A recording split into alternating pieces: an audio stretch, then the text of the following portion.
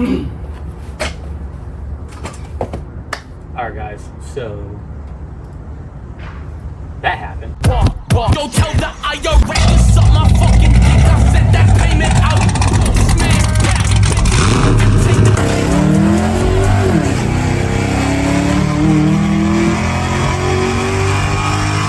Alright guys, so before I get started and everything, this is, I think, about a week or so after the manual swap series is over. Car did drive, the car did move on its own power. I did finish tuning what I could do. The car started smelling kind of sweet from the exhaust, so I definitely inspected the tailpipe and everything like that, because it was spitting out small drops of coolant. And this is where we ended up at. So it was definitely destined for, like, it was going to be this year or next year. I was going to pull the motor out. So what's not a better time to do during the winter season, you know? So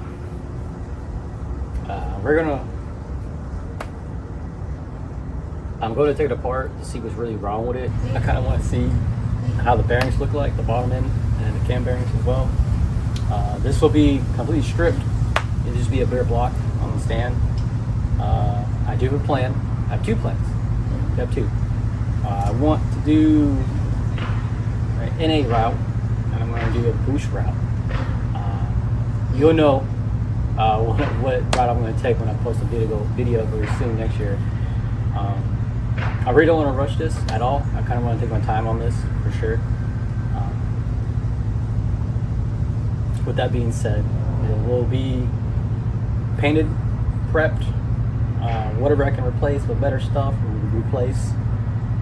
Whatever I can do at this moment is out. Like, everything is out. Transmission's right there. Just put that damn thing in like a couple weeks ago.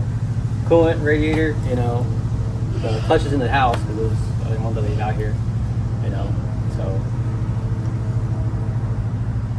I'm stoked for this stuff. So it'll be the fun part. That's what everybody wants to see, you know. So I'm very excited for this stuff. So without further ado, let's get started.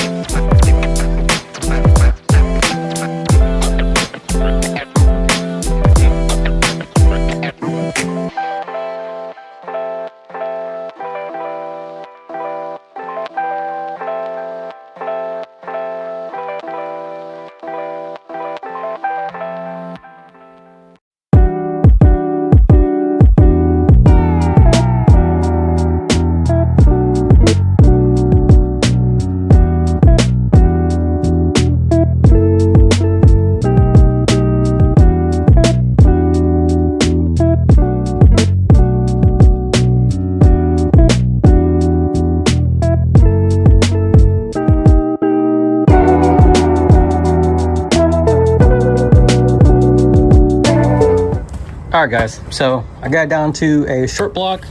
It's definitely a piece of cake. You know, like, it can't be more simple than that. So it took me about like 40 minutes to take everything apart. I still have the balancer and the front cover to do, as well as drain the oil and flip the pan over and take the bolts out of it, and then be done. And then the lifter trays and all that kind of stuff. But in theory, in all in all, it is pretty much down to a short block. And looking at the bores and everything like that, I didn't see any cracks around the sleeves or anything prone to the block being a failure at all. On both sides, they're kind of honestly good. You get some nice scotch pad and all that kind of stuff, send it down to dowel pens out and do it homemade. I did look at the heads. They're right over here. I'll walk over it a little bit.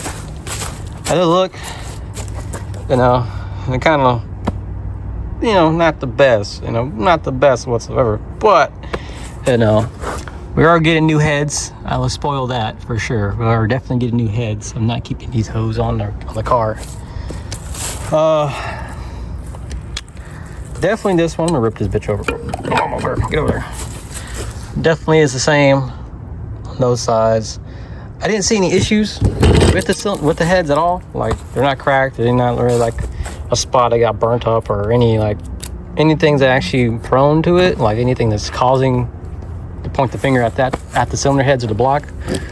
But in all, in theory, or in consumption, or in conclusion, I mean, sorry, using words.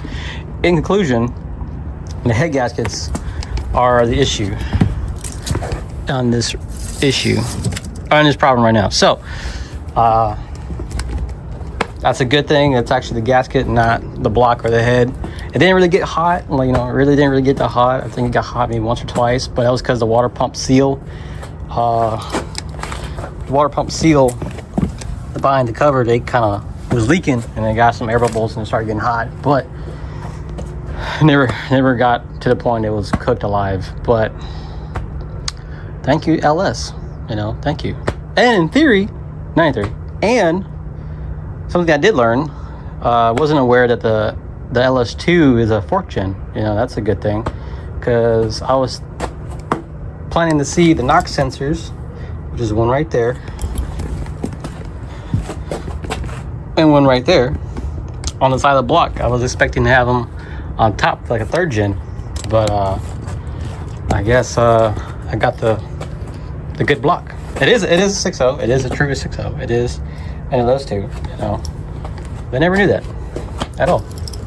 So, and then you got the sensor right there behind the flywheel. So, you know that. Took it apart. I was talking to my boy Jacob. I said, Jacob, is this a 3rd gen or a 4th gen? I thought LS2s were, you know, a 3rd gen. And he was like, I think they're 4th gens. Because I was looking at the valve cover, not the valve cover,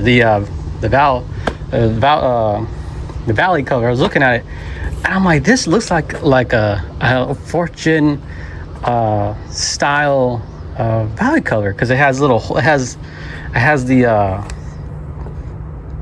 what's it called? Like the holes for the AFM on top of the valley cover. I was like, that does not look like a regular fucking valve cover with 2 holes in the middle. And I was like, it must be a 4th gen. And I was like, I must have the good sleeves. I just thought, throw a nice little thing out there. If you didn't know, you know. If you didn't know, you know, you beat me to the punch. I just didn't know, because I thought this would be a 3rd gen. I'm like, all right, whatever, it's a 3rd gen. That can't do much more. But, you know, stroker motor, you know, maybe in the future for sure.